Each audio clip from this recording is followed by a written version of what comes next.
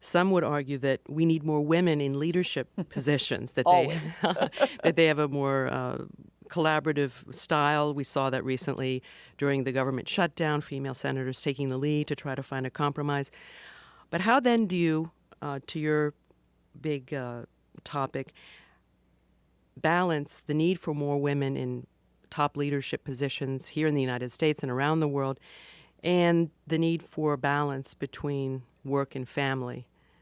This is the big challenge and Well, conundrum. so the simple answer is that as long as the balance between work and family is an issue only for women, you can't get there, because then you're looking at half the population who are supposed to do all of the care and half the breadwinning.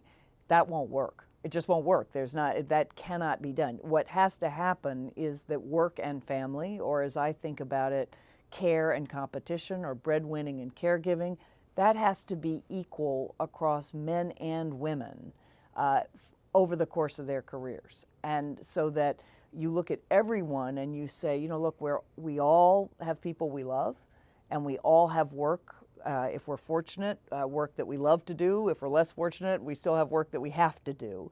And we have to all find a way both to care for our children, but not just our children, our parents, right? Our spouses, our siblings, our families.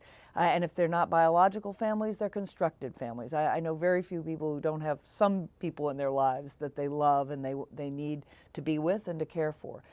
The societies that are the most successful in the world are societies that have an infrastructure of care, who recognize the need of all their citizens to care for each other, who recognize that as part of what it means to be a human being. We are competitive animals without any question, but we're also social animals. So if you look at the Scandinavian countries, everybody thinks, Scandinavian socialism. That's not true. The Scandinavian countries are always among the top 5 to 8 most competitive economies in the world. So they have found a balance between an infrastructure of competition or of capitalism and an infrastructure of care. And where I think the United States and many other countries need to go is not let's fix the women problem. It's let's recognize that in the balance between care and competition, if you're all over on the competitive side, nobody's taking care of anybody, and you have all sorts of social ills, from not investing in our children and our social capital for the next generation to not taking care of our parents and really not taking care of our own health.